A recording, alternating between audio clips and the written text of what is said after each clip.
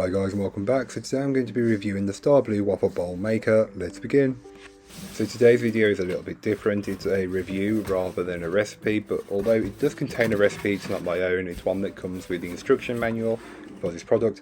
So today I'll be reviewing the StarBlue Waffle Bowl Maker, and this is something I haven't worked with before or used.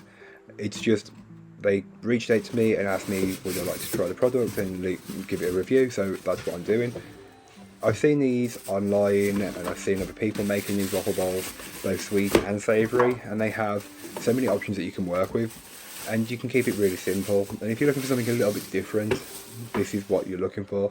It's very quick and easy, and it's, as you can tell, the setup is very straightforward. It's just straight from the box. Don't forget to give it a clean before you intend on using it, and plug it in and you're good to go. So to make the batter that will make the waffle bowls, you start by placing all of your wet ingredients into one bowl, whisking them together just to combine them. You're not looking for anything special, just fully combined, and you can set aside. And into a larger mixing bowl you'll place all of your dry ingredients. It's pretty standard with these kind of recipes that you'll have all your wet in one bowl and dry in another, and you always add your wet to dry. It's pretty straightforward and, you know, classic as far as that goes. Add your wet into your dry, whisking as you go along, and whisk until you have a clean and clear batter. You're not looking for any lumps or bumps in there, just as smooth as you can possibly get without over mixing it, of course. Of course, you can then go ahead and grab the waffle bowl maker, plug it in and turn it on. Once it's heated up to the right amount and time, you can then go ahead and use it. Make sure you clean it first and gently brush it with a small amount of oil. This will just help nothing stick. Although it's non-stick, this just helps and adds that extra level of insurance that it won't stick.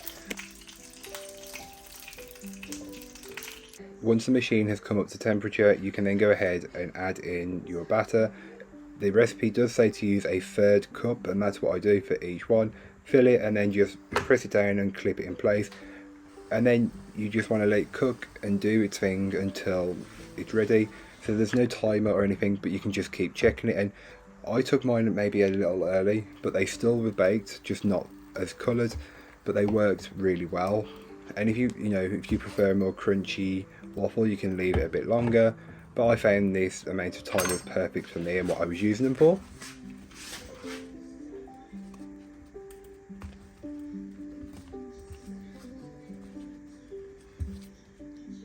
So of course I'll go ahead and repeat the process and use up the remainder of my waffle batter, as I don't want any waste. You can just keep going, and these are great instead of for desserts, or if you can make them savoury. There is a savoury recipe in the recipe book or the instruction manual, but as you can tell, it doesn't take very long and they're quite a good idea, an alternative, especially if you've got kids or if you want to show up a little bit and have something different. This is the perfect way to do that. So once you've got all of your waffle bowls made, you can then go ahead and finish them off. For me, I was making them sweet as I just used a basic recipe. So I just took a scoop of vanilla ice cream and scooped it right into the middle of it. Then on one side I added some berries and I used a mixture. You can, again, this is what works for me and what I had in, but you can use whatever you've got or whatever you want to use. But it's really quick, easy and simple. And then on the other side I just added a small amount of homemade strawberry and vanilla jam, and it all tied together perfectly. So this is a quick and easy dessert if you're looking for one.